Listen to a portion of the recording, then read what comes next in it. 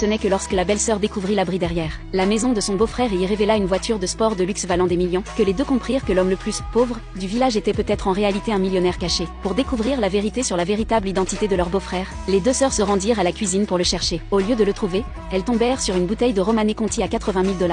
Encore plus choquant, la cuisine contenait 50 caisses du même vin, ce qui les laissa sans voix. Ensemble, ces bouteilles de vin valaient environ 50 millions de $.